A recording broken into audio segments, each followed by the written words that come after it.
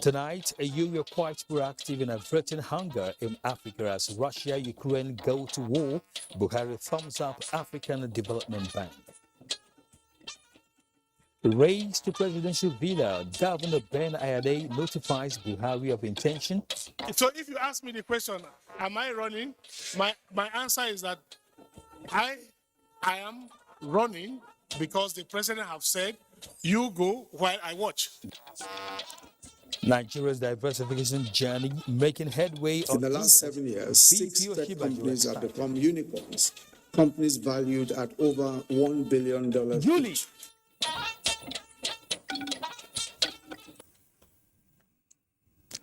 Welcome to NTA Network News. I am Kenel Ima Aboliki and we are reaching you live from Abuja.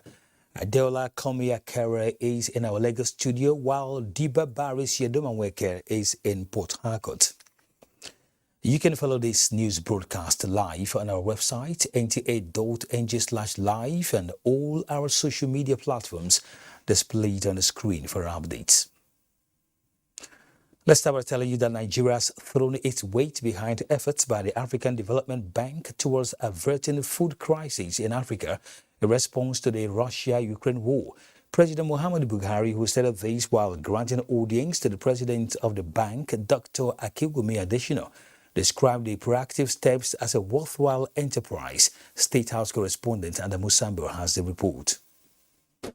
Welcome home. How are you? Thank you, sir. Since the outbreak of the Russia-Ukraine war, the African Development Bank has been working hard to insulate Africa from its negative consequences, especially on food security. The president of the bank, Dr. Akinwumi Adesina, is here to brief President Muhammadu Buhari on steps taken so far towards averting food crisis on the continent now and in the foreseeable future. The Nigerian leader thanked the African Development Bank for its timely intervention, which he described as not only appropriate but a fitting response to the crisis. This, he said, clearly shows that the African Development Bank knows the weaknesses and strength of Africa and at all times planning and working ahead. The president said his administration in particular has done a lot towards achieving food security and will therefore support any effort aimed at ensuring sustainability.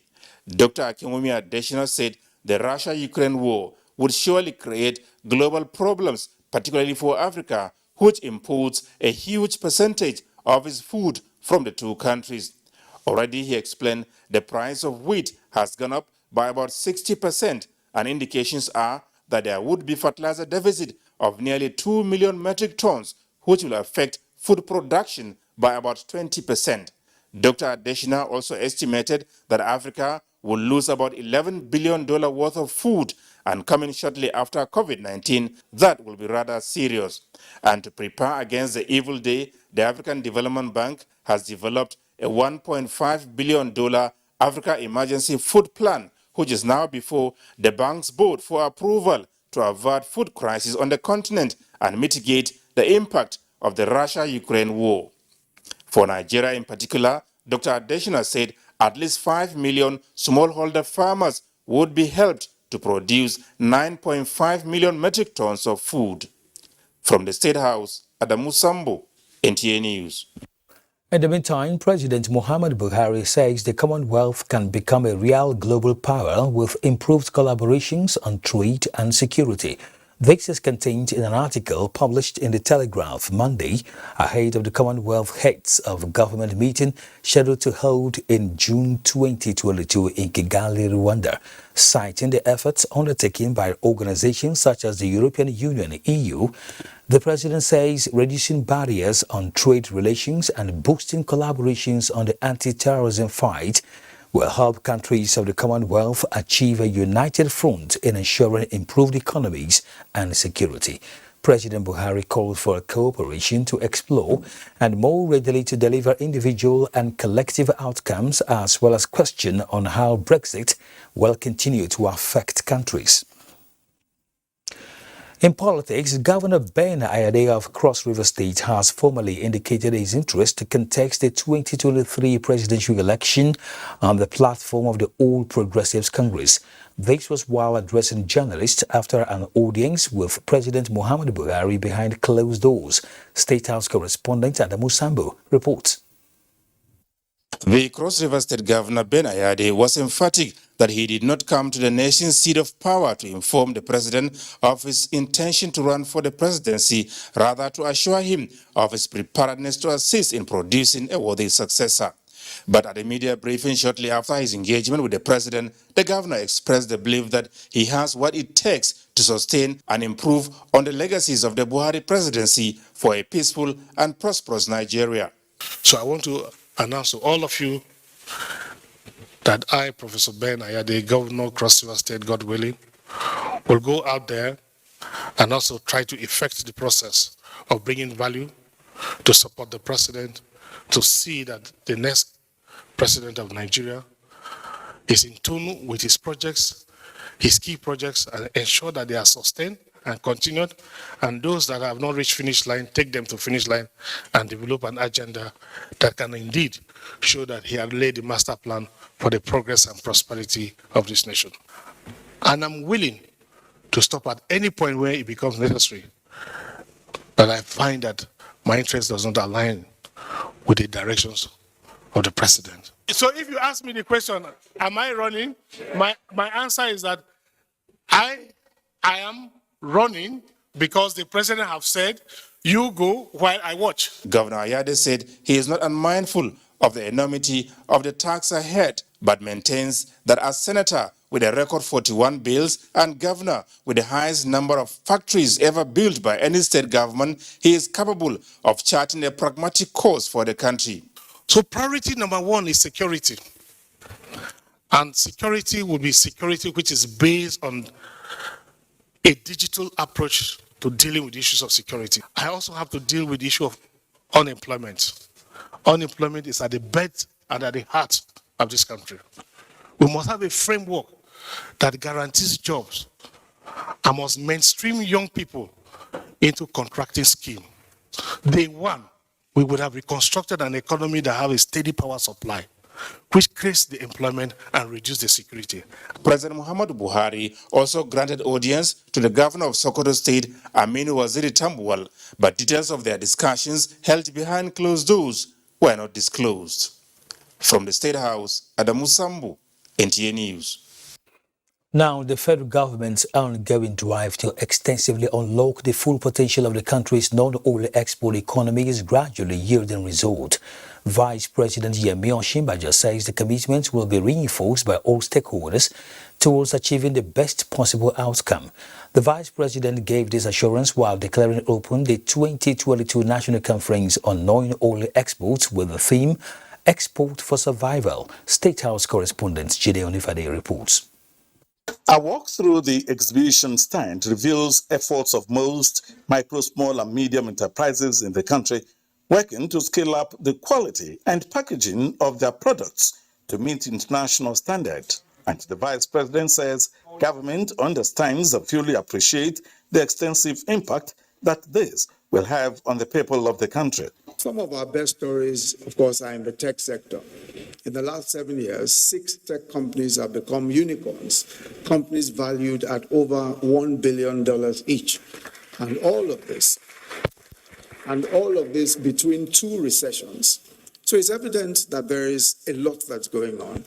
And one of the reasons why you'll find that the tech sector is growing so well is because, I believe, of the very light hand of the regulatory sector upon it. And this is one of the things that we must seek to achieve. We must seek to achieve a situation where regulators see themselves as facilitators of business, as opposed to policemen or those who may just provide some obstacles. And this has been the focus. The exhibition ground is full of locally made products And I asked Secretary to Government of the Federation, Boss Mustafa, the Minister of State for Industry, Trade and Investment, Mariam Katagun, and the Executive Director of the Nigerian Export Promotion Council, Ezra Yakusak, of their impression on what are on display. SMEs are the ones that take people out of unemployment. We've depended so much on government in the past years and decades as a source of employment. These are the ones that are providing the jobs, and whoever wants to survive as a government must sustain this. It's exciting that you see so many of our MSMEs, the products are improving, the packaging, the quality, and more important for me also the labeling, because we've been canvassing that they should try and label in English and French or English and another language so that their goods will have international acceptability. Each company that is here, they will tell you there's an intervention by NEPC. They will tell you their success story is tied to NEPC. So we are winning. It may be gradual, but surely we are reaching there. We have the potential, we have the opportunity.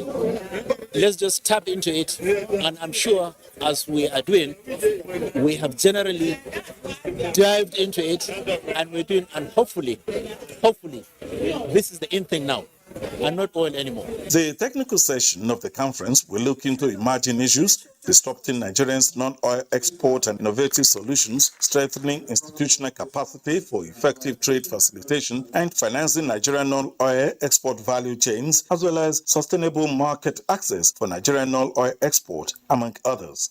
In Abuja, Jide Onifade, NTA News.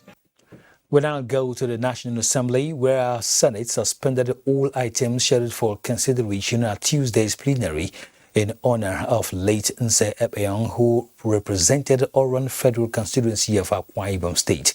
National Assembly correspondent Ignatius Nkwo reports. The motion say aye. Those against say nay. The ayes have it. 2 weeks after the National Assembly adjourned for Easter break, senators are back to the chamber. Against expectations, the plenary will be moved to committee room when they reconvene because of planned commencement of renovation in the chamber. The renovation is yet to commence and therefore plenary continued in the hallowed chamber. 13 items were listed on the order paper for consideration, but unfortunately, all were stepped down in honor of a serving member of the House of Representatives, Nse Epeong from Akwa Ibom State, who died Monday of this week. Distinguished colleagues, we have been informed of the death of Honorable Epeong Nse Basi of Oron Federal Constituency of Akwa Ibom State on Monday, 25th of April, 2022. In line with our tradition, the Senate will therefore suspend plenary and all legislative activities in his honor. I so move. Well, as it's customary with our conventional traditions, we will adjourn the Senate in deference and in memory of the demise of our colleague in the House of Rep. It is a tradition that whenever a serving member of the National Assembly dies, both chambers suspend legislative activities of the next plenary. From the National Assembly, Ignatius Nkwo, NTA News. In security matters, troops of Multinational Joint Task Force MNJTF Sector 4, comprising troops from the Niger Republic, have eliminated more than 30 Boko Haram ISWAP terrorists during a clearance operation in Kaji and Jiwa. A statement by the Chief of Military Public Information, MNJTF Headquarters, N'Djamena, Chad, Colonel Mohammed Dole, says troops also apprehended 11 terrorists, including 3 minors. Similarly, troops of Task Force Arege, made of Nigerian forces, have destroyed several criminal hideouts and gun tracks during clearance in Fedondia and Arege General area. The force commander, MNJTF Major General Abdul Khalifa Ibrahim, commended the troops' gallantry and charged them to sustain the tempo. The troops of 34 Artillery Brigade, Nigerian Army, Obinze Ore, says it has neutralized 2 gunmen and arrested 4 others suspected to be members of the outlawed indigenous people of Biafra, IPOB, and its affiliate, Eastern Security Network, ESN, in a fierce gun battle. A statement by the Director, Army Public Relations, Brigadier General Onyema Nwachukwu, indicates that the incident occurred Monday along Osu Road while the officers were on routine patrol. The statement also says the suspects on sighting the troops launched an attack on them, resulting in the neutralization of 2 of the members of the group while others flew in disarray. 4 of the fleeing gunmen were, however, arrested and several items were recovered from them while necessary investigations are ongoing. Meanwhile, the Department of State Services has uncovered plans by some criminal elements to return the country to the pre-2015 era of IED attacks on soft and hard targets in parts of the country. In a statement, DSS says though there are already reported cases and such incidents in some areas, the service has uncovered the ploy by the suspected criminal gangs to forge an alliance among themselves with a view to launching further attacks on critical infrastructure and other public places like worship and relaxation centers, especially during and after the festive holidays. The DSS enjoins patrons, owners, and managers of public places to be wary of this development and to implement basic security measures to deter the threat. It, however, expresses commitment to dealing with security threats in partnership with other security agencies. Away from security matters, President Muhammad Buhari has approved the appointment of Jaji Olola Abdulganiyu as the Comptroller General, Federal Fire Service, with effect from Friday, 22nd April 2022. Until his appointment, Engineer Abdulganiyu was the Deputy Comptroller General in charge of administration and supplies in the Federal Fire Service. He commenced his career at the Federal Ministry of Works and Housing as Higher Technical Officer in 1991 and held several positions in the ministry before his redeployment to the Federal Fire Service in 1999. You're watching NTA Network News. It's time for a commercial break. The news continues shortly. Do stay with us. Welcome back to NTA Network News. The All Progressives Congress is assuring members, particularly intending aspirants, of adequate logistics and enabling platform to actualize their political dreams. National Organizing Secretary of the party gave the assurance while presenting expression of interest and nomination forms to a governorship aspirant at the party's National Secretariat in Abuja. Salihu Banara reports. With 5th National Convention and the 11th National Executive Committee meeting over, the APC has commenced the pre-election processes ahead of 2023. In accordance with the provision of the Electoral Act 2022 as amended and INEC guidelines, the party's National Working Committee, with the full powers of National Executive Committee, has commenced implementation of some of its agenda. With about a month to conclude all party primaries as directed by INEC, the governing APC has thrown its gate open for members who are interested in obtaining expression of interest and nomination forms for all elective positions. I promise the nation, particularly the members of our great party, the All Progressive Congress, in our guidelines, we have our post so that nobody will go and defeat it. The party explains the prices of its forms, which goes for between 2 million and 100 million naira. As leaders of the parties, what we are expecting is that they'll be able to coordinate people, create unity among aspirants. Nigerians are interested in the credibility of the candidates that is going to represent or govern them. So I advise the party to be thorough. Make sure they get people that they can present to the public and the public will accept them. About the money that was increased, well, that is the beauty of democracy. There's a lot of platform.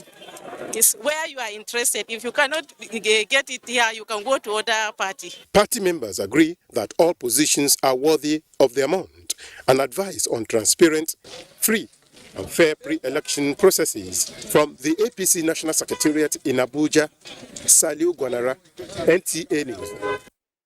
In the meantime, the controversy generated by the emergence of the former president of the Senate, Bukola Saraki, and the governor of Bauchi State, Senator Bala Mohammed, as the PDP consensus candidates for the North is not over yet, as PDP stakeholders from 19 northern states and the FCT distance self from the said agreement. Timothy Yusuf reports. It was a closed-door meeting of the PDP stakeholders from the 19 northern states and the FCT. Former governor of Jigawa State, Sule Lamido, at the end of the meeting, maintains that all PDP presidential aspirants are qualified to aspire for any position, but delegates will decide who flies the party's ticket during the primaries. We maintain that our aspirants are qualified to occupy the Nigerian presidency under the banner and under the PDP banner, and we shall continue to support, promote and campaign and win the presidency by the candidate produced by a national convention scheduled for 28th May to 29th May 2022. We appeal to all aspirants to be more temperate in their utterances and work to promote harmony and better understanding within the PDP family. The aspirants have informed us that they are discussing among themselves. They are consulting other senior citizens in order to create a better understanding and unity among themselves. Their ultimate objective is to build a national consensus that will produce a national candidate for the party. We urge them to keep up with this commendable effort. The communique signed by former Vice-Chancellor of the Ahmadu Bello University, Professor Ango Abdullahi, had last week noted that PDP leaders from the north have shortlisted former President of the Senate, Dr. Bukola Saraki, and Governor of Bauchi State, Bala Mohammed, as their consensus candidates for the party's primaries. In Abuja, Timothy Yusuf, NTA News. Senator Abubakar Sadiq Yaradua has formally declared his aspiration to contest for the governorship of Katsina State under the platform of All Progressives Congress, APC. The aspirant, who made this known to the leadership of the Katsina chapter of the APC, was accompanied to the party office by some members of the legislative arm of government. Shehu Adamu reports. The convoy of the aspirants, which took off from his GRA residence in Katsina amidst cheers and solidarity songs from teaming supporters from different walks of life, had earlier received goodwill messages from 3 former state governors in the country. The entourage was received at the APC State Secretariat by the chairman, secretary, and other executive members of the party.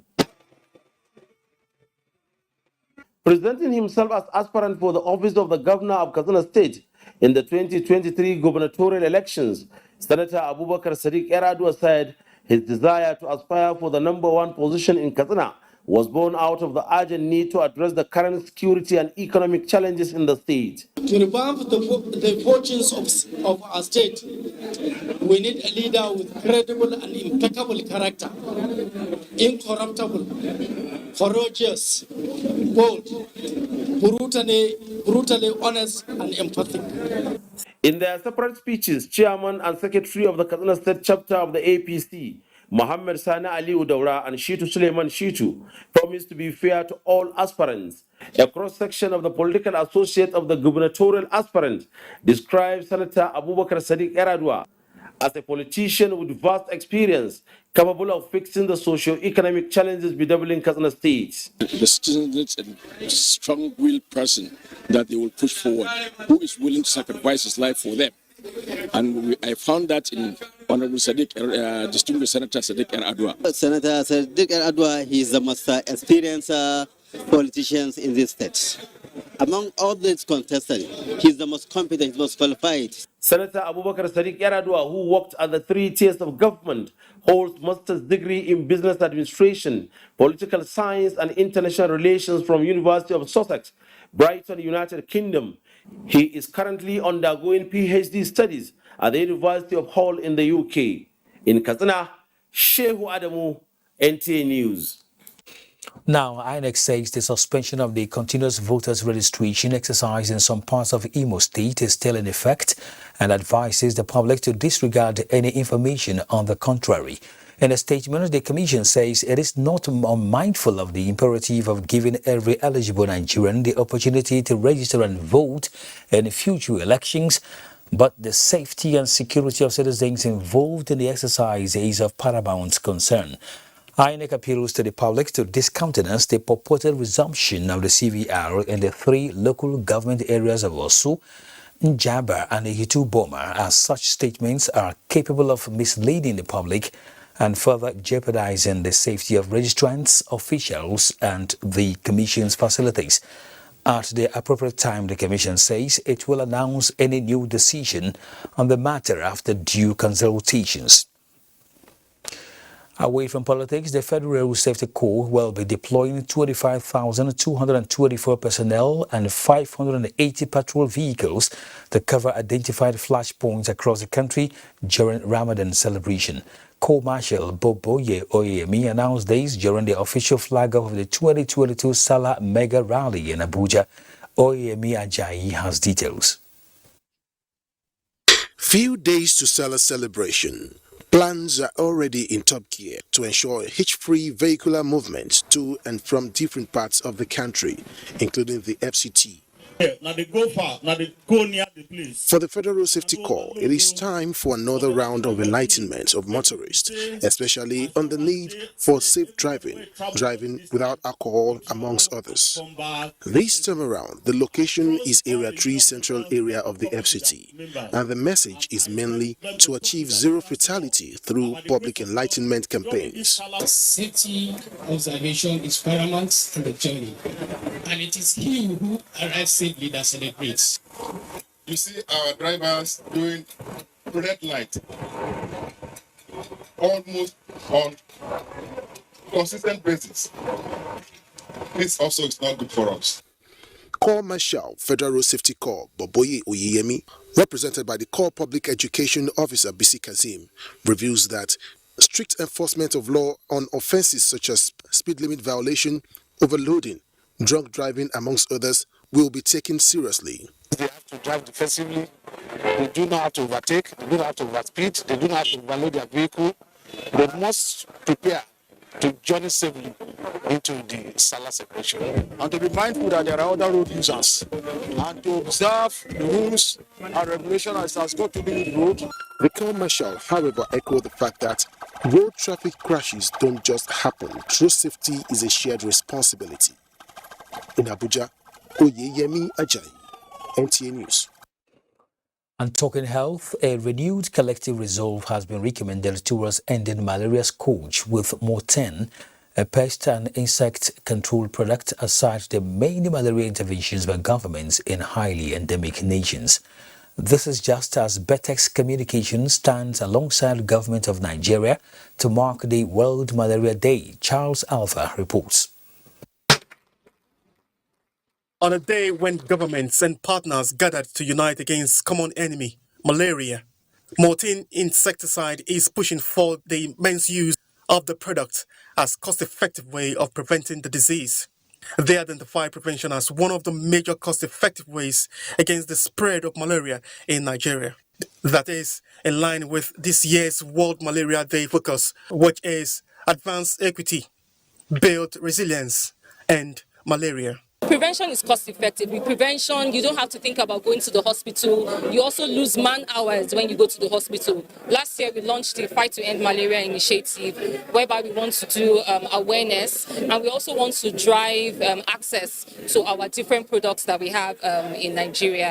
Reckitt Sub-Saharan Africa, in its efforts to end the scourge, says it is engaging communities and views collaborations as part of the numerous roles it is playing to stem the prevalence of malaria in Nigeria and Africa, using Morten, which they say kills mosquitoes 100%. Morten comes from the house of Reckitt. The claim that we are making here is all about how the efficacy of the product is. And this claim has been tested by third-party authorities and also endorsed by the regulatory body in Nigeria. Statistics in Nigeria may not be favorable, but the Minister of Health, Dr. Sage Hanire, says government is intensifying efforts on the need for increased investments in malaria programs. Nigeria has improved from 42% to now 23% in malaria prevalence, which is very good, and we hope that by the time we get the result of the new survey, it will be even less than 23%. Morten is partnering with the Federal Ministry of Health, through National Malaria Elimination Program and other stakeholders to upscale awareness and sustain the commitment for complete elimination. Charles Alpha, NTA News. Let's now join Adeola in our Lagos studio for more reports. Hello, Adeola, it's over to you.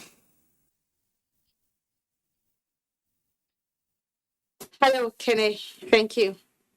The Independent National Electoral Commission, INEC, has commenced a 5-day modular training for disability desk officers across the country to ensure all segments of the society participate fully in the forthcoming general elections. Amaka O has details.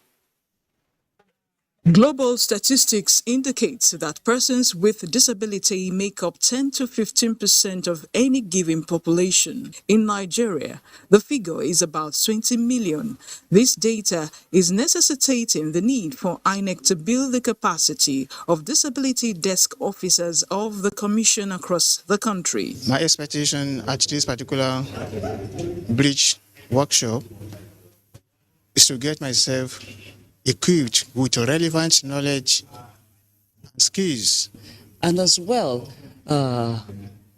transmit the knowledge of election into the PWDs in our various states. For the albinos, we share them magnifying glasses. The training is aimed at ensuring inclusivity for this group for active participation in the electoral process. INEC has put some measures in place to make the electoral process more friendly to the PWDs.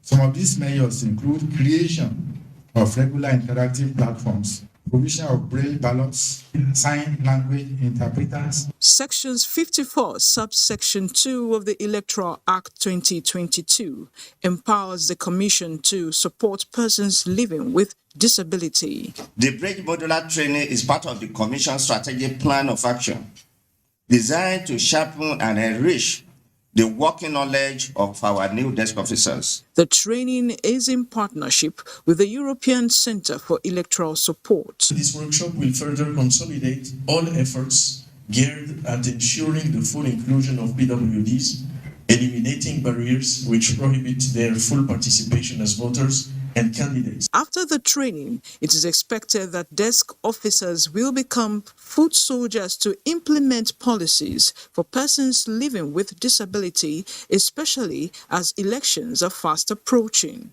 In Lagos, Amaka O, NTA News. The federal government has presented startup kits to beneficiaries of N-Skills training on smartphone repairs in the Southwest. At the closing ceremony in Lagos, the Minister of Humanitarian Affairs, Disaster Management and Social Development, Sadia Umar Farouk, in her message to the program, stated that the graduate and non-graduate components of the NPower program have been expanded to provide job opportunities for more than 12,000 unemployed youths in Lagos State under Batch C. Michael Olaleye reports. The COVID-19 pandemic did not just leave 44-year-old Oluseyi Moses stranded, but the scramble to revive his business thereafter has met countless brick walls. In fact, since 2020, this is the first empowerment opportunity presented to him under the National Social Investment Program, NCIP. In the last 6 weeks, Oluseyi and more than 6,000 beneficiaries across the country learned and developed their competence in smartphone repairs under the N-Skills training. This occasion is the presentation of startup keys to them. All of us will not be going into the repair of phone. Some of us will deal with accessory. Some of us will deal with the supply. So after this training, I'm very sure 70% of us will be self-employed.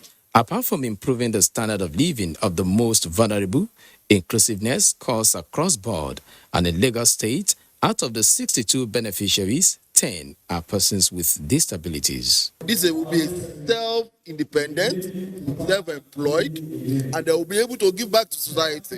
The Minister of Humanitarian Affairs, Disaster Management and Social Development, who was represented, wants beneficiaries through this platform to explore the job and wealth creation opportunities in the information technology sector with an assurance that The scope of the scheme will always be expanded to accommodate more beneficiaries. Under the NCIP, the federal government is investing over 4.6 billion. This is a tremendous direct injection of resources at the grassroots and in the hands of the youth.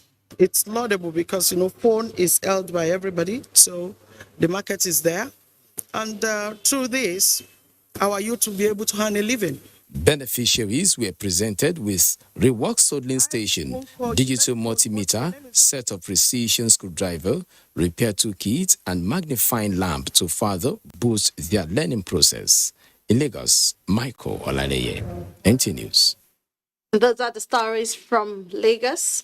Do not forget to follow this news broadcast live on our website at nta.ng or live and on all our other social media handles displayed on your screen for updates. The news will continue after this break. To stay on. Thank you for staying with us.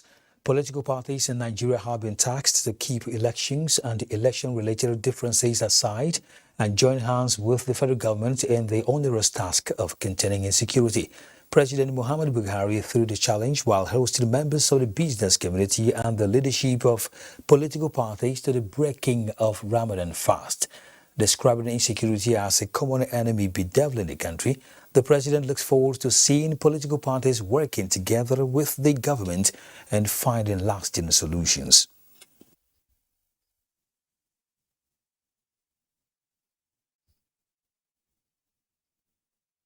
Without mass popular support to our hard-working armed forces, it will take us much longer to finish off the successful war we are waging against terrorism, banditry, and kidnapping.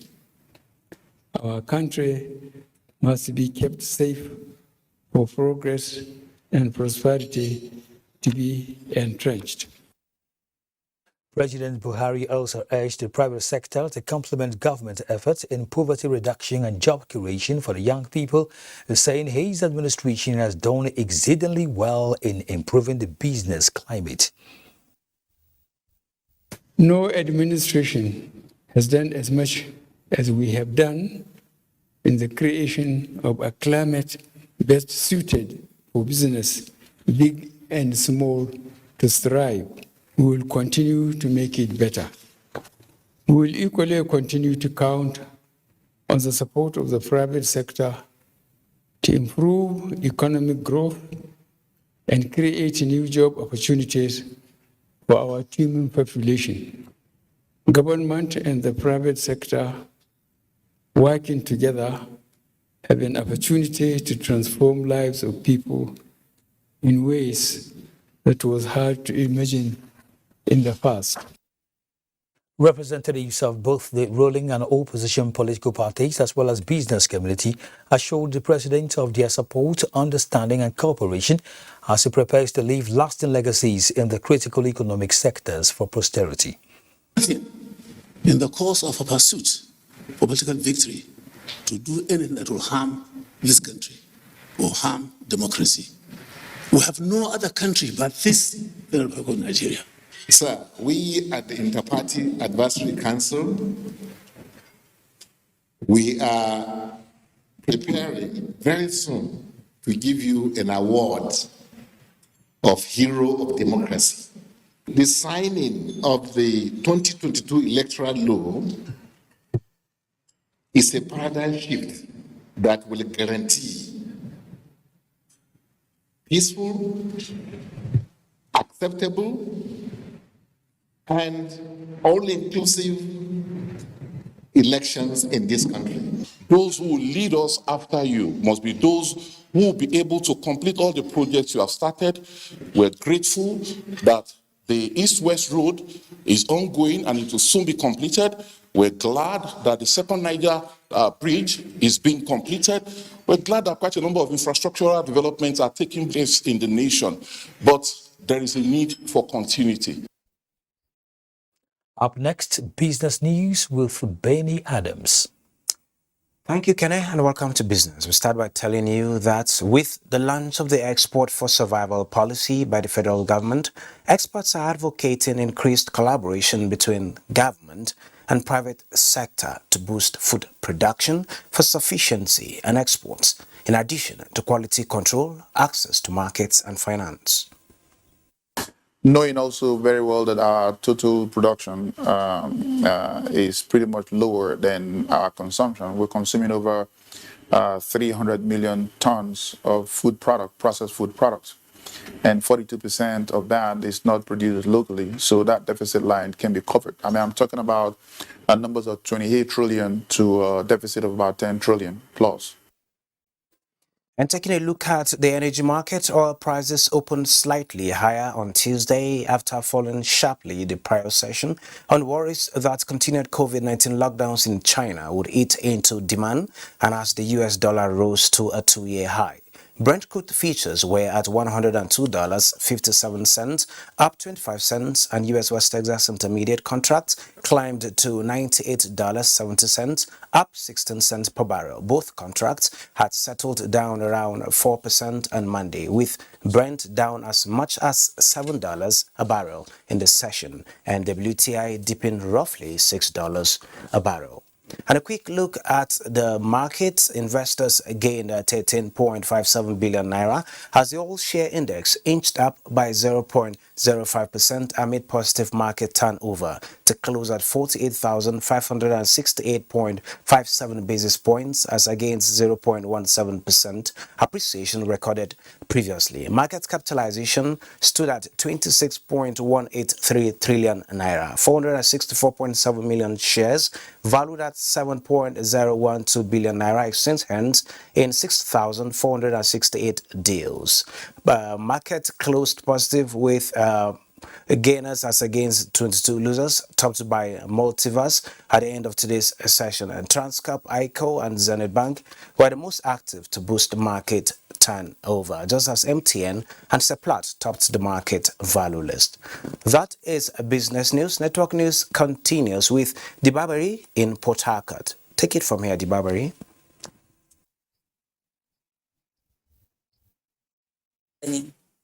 The Niger Delta Development Commission (NTDC) has signed a memorandum of understanding to jointly rehabilitate 3 major abandoned roads in Imo State. Osinachi Abraham reports that the roads, when completed, will boost economic activities in the eastern region of Nigeria.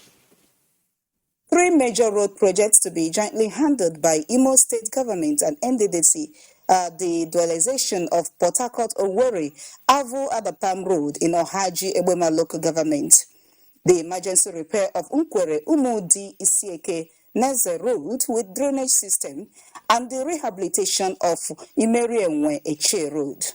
These road projects were abandoned due to insecurity in the area. With President Buhari's mandate to the NDDC to complete all abandoned projects in the region, the interim administrator, Alfion Akwa, is all out to do the same. They had directed us that all projects that are of great importance to the people that had been abandoned for many years should be revisited and put back so that the people can have value for money. This is one of the results of the forensic audit, because it was from the forensic audit, the fallout of the forensic audit, we were able to discover that this project had been awarded, like the governor said, many years ago, since 2012. And that is why I'm assuring you that this time around there will be no going back. Forward ever, backward never. So we are sure that this project will be completed as scheduled. For the government and people of Imo State, Minister of Niger Delta Affairs, Senator Gaswila Babio, and the NDDC have done noble. We are going to support NDDC with part funding. We are going to support them with local logistics to ensure that the enabling environment is there for the contractor to work. At the end of the day, it will be a win-win situation for all of us. So I think I'm happy, I'm excited, I'm elated, and the Imo people are appreciative of the activities of NDDC in Imo State. These road projects, when completed, will no doubt alleviate the sufferings of road users and improve businesses in the eastern region of Nigeria. From Owerri, Osinachi Abraham, NTA News. 175 youths have benefited from the N-Skills smartphone repairs training, courtesy of the federal government through the Ministry of Humanitarian Affairs and Disaster Management in Uyo. The beneficiaries at the end of the training are expected to undergo 6 months internship to be fully abreast with the art of smartphone repairs. Evelyn Badwekbo reports. Wisdom James is one of the beneficiaries delighted to have acquired the skills of phone repairs under the N-Skills program of the federal government aimed at reducing youth unemployment and poverty in Nigeria. I'm selling phone accessories before. I don't know how to repair phone, but now I know how to repair phone. I can repair my own phone successfully without taking it to any technician. The beneficiaries were not only equipped with vocational and entrepreneurial skills, but also provided with starter packs to start up their businesses. Representatives of the Minister of Humanitarian Affairs and Disaster Management, Mr. Ntika Gokun, who is the National Coordinator and Power, says the training is part of President Muhammadu Buhari's sustained effort to impact positively on the lives of the poor and vulnerable, as well as measures to lift 100 million Nigerians out of poverty in 10 years. With Mr. President's approval for expansion of the AC, we will double job and wealth creation opportunities for maintaining 3 units of the acquired states soon. The beneficiaries are being attached to mastercraft persons for 6 months certified training before transiting into the labor markets. In Uyo, Evelyn Badu Epu, NTA News. And that does it from Port Harcourt. Network News will continue right after the break. Good evening. Secretary to the Government of the Federation, Boss Mustafa, on behalf of the Federal Executive Council, mourns the death of Chief Alabo Tonya Graham Douglas at age 82. The SGF knows that Chief Graham Douglas made indelible marks in the development of sector policies in tourism and aviation in the country, as well as the growth of democracy. While commiserating with the government and people of Rivers State and the Graham Douglas family, the SGF praised God to grant eternal repose to the soul of the deceased. The late Chief Alabo Graham Douglas was minister at various points, including youth, sports and culture, aviation, labor and productivity, under the administration of General Ibrahim Babangida and President Olusegun Obasanjo. The death has occurred of Mama Ayoka Victoria Aloba at the age of 100 years. Burial arrangement released by the family indicates that there will be a Christian wake at the African Bethlehem Cathedral Church Auditorium, number 13 Lagos Street, Ebutemeta East, Lagos, between 5 p.m. and 7 p.m. While commendation service holds on Thursday, April 28th at the African Bethlehem Cathedral Church, Ebutemeta, Lagos at 9 a.m., burial service will be on Friday, April 29th, 2022 at St. Matthew's Anglican Church, Ijebu Jesa at 10 a.m. in the morning. Until her death, Mama Alaba was a devout Christian, an epitome of love with high sense of integrity in her business worthy of emulation. Mama Victoria Ayoka Alaba is survived by 5 children, many grand and great-grandchildren. We'd like to thank you for watching the NTA Networks News tonight, but don't forget to be a star with the NTA. Support NTA's fight against rape and rapists. I am Kenan Ima Abodike. Have a good night.